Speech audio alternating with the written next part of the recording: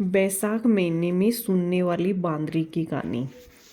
एक राजा था जी के बैसाख महीने में खूब सुदिया उठकर रोजाना गंगा जी नहाने जातो। राजा को हुक्म था कि मेरे से पहले कोई गंगा जी नहीं नहावे। एक बांदरी रोजाना राजा से पहले नहा लेती। राजा नहाने जातो जद जल हिलतो मिलतो। जल हालतो देखकर राजा ने शक होयो कि मेरे से पहले कोई नहावे है। सो राजा पैरों बैठा दियो। गंगा जी के किनारे एक गाछ थी जी पर एक बांदरी बैठी रहती और राजा के नहाने के पहले ही नहाकर पाछी गाछ पर बैठ जाती। इन तरिया नाता नाता बैसाख पूरो हो गो। एक दिन बांदरी ने सिपाही देख लियो और पकड़ के राजा के पास ले गया और बोलिया कि आ बांदरी आपसे पहली नाती। राजा को प्रण थो कि अगर कोई लुगाई मेरे से पहले नाती होगी तो मैं उके संग विवाह कर लूँगा। इसलिए राजा बांदरी से विवाह कर लियो। बैसाख नहाने के पुण्य से बांदरी के गर्भ रहेगो। पूरा महीना होगा। जब बांदरी राजा ने पूछो कि बच्चे होने को समय मैंने के करना चाहिए। जद राजा महल में टाली बंधवा दी और कहो कि तेरे दर्द चालने लगे तब यह टाली बजा दिए। जद मैं आकर बंदोबस्त कर दूंगा। राजा के और भी रानियां थी जिन्हें के बच्चों को नहीं थो। बांदरी के बच्चों होने की सुनकर उनके सुहाट को नहीं रही। टाली बांधी देखकर रानियां बांदरी ने पूछो कि यह टाली क्यों बांधी गई है। जद बांदरी बोली कि मेरे टाबर होने के समय राजा ने बुलाने खातिर। रानियां कहो कि एक बार बजा के देख आवे है कि। जद बांदरी टाली बजाई और राजा आगो। आकर कारण पूछो। जद बांदरी कहो कि रानियां ने के बोलने से टाली बजाई है। जद रानियां कहो कि यह तो जानवर है कि बेरो कितनी बार बजावेगी। थोड़े दिन बाद जब बांदरी के टाबर होने लगे तो बांदरी टाली बहुत हिलाई पर राजा कुन्नी आयो। जद वह रानिया ने पूछो कि मैं टाबर क्या जुड़ूं। जद वो बोली आँखिया में तो पट्टी बांध ले और उखली में सिर दे ले। बांदरी का बैसाख नहाने के पुण्य से बहुत सुंदर लड़को हो। होता ही रानिया बच्चे ने रहने से पहले ही दासी ने दे दियो और कहो कि इन्हें नदी में डुबाया और बांदरी के बाठो रख दियो। और राजा ने भी कहला दियो कि बांदरी के बाठो हो है। राजा संतोष कर लियो कि और रानिया के भी टाबर कुने तो इक क्या हो। उठे ने दासी ने बच्चों नदी में तो कुनी गिरे गयो जी को भाई कुमार के खंदेड़े में रखाई। कुमार कुमारी खंदेड़े में माटी लेन जाता। जद देखो तो एक बहुत सुंदर बालक सुत्यो पड़ियो है। जद कुमारी कुमार ने कहो कि आपने बच्चों कुन्या सो भगवान भेजो है। अगर तू पाल लेवे तो आपा घरा ले चला। कुमारी राजी हो गई। बिन पाल्यो पोस कर बड़ो कर लियो। लड़के ई बात को बेरो पट्यो कि वो बांदरी के जन्म्यो है और रानियां मारने खातर दासी ने दे दियो। एक दिन लड़को कुमार को बनाएड़ो माटी को हाथी घड़ा ने ले जाकर कुएं पर जाकर बैठ गो और दासी पानी भरना आई। जदा उन्हें देखकर बोलियो कि मेरो माटी को हाथी घोड़ो पानी पी लियो। जद दासियां कहो कि मूर्ख कदे माटी को हाथी घोड़ो भी पानी पीवे है कि। तब लड़को बोलियो कद बांदरी के भी बाठो हो कि यह बात तो दासियां ने रानिया से जाकर कह दिए।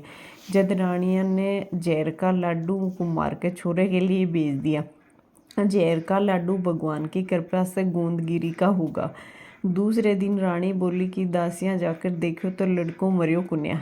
यह बात सुनकर रानिया राजा से जिद करी कि कुमार ने बस्ती से काट दो। कुमार जंगल में रहने लग गया। पछे गणगौर के दिन वो लड़को 108 करवा और 108 गोली लेकर घड़े में पानी भर के बैठ गो।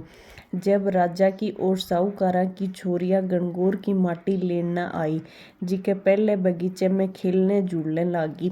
खेलता खेलता उन्हें प्यास लगी जी को वह लड़के कने पानी मांगने आई।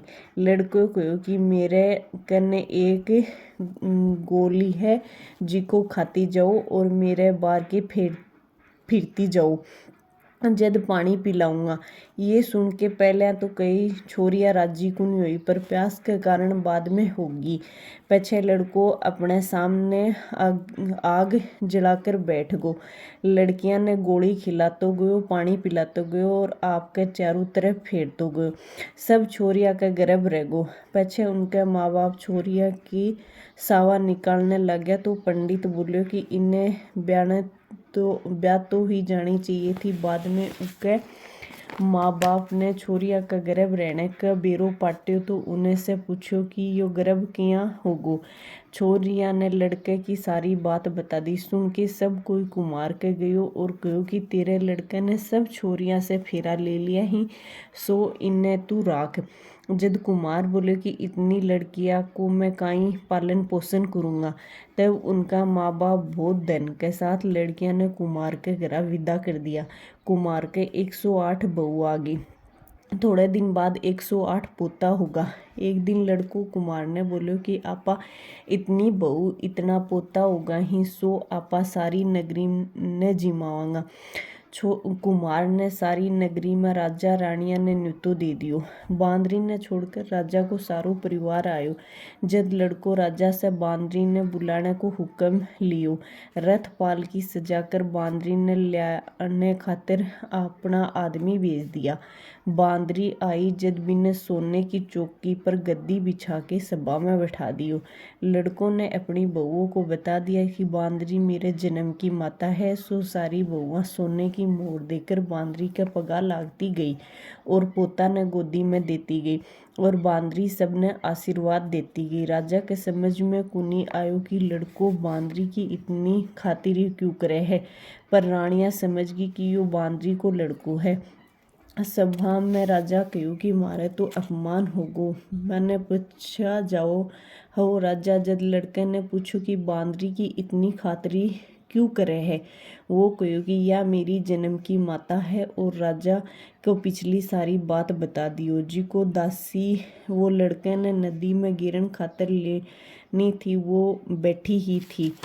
वह दासी राजा ने सारी बात बता दी। पीछे राजा सगली रानिया ने तो दुआ दे दियो और बांदरी सगली बुआ ने पोता और लड़का ने गाजे बाजे से घरा ले गो। सगला ने अलग अलग महल चिना दिया और लड़को राज करन लाग्यो। पीछे राजा कुमार के कहो कि दोनों मेरे साथ चालो, पर कुमार राजी को नहीं होयो। जद राजा कुमार ने बहुत सारो धन दियो। सारी दुनिया कहने लगी कि बैसाख नाणे का इतना फल है, सो सब ने नाणो चाहिए। बांदरी बैसाख नायो तो राज पायो और एक बेटो 108 बहुआ व 7800 पोते पाए। हे भगवान, जया बांदरी ने सुख संपत्ति दियो, मैं सबने दियो। कहता सुनता उकारा बढ़ता अपने सारे परिवार ने।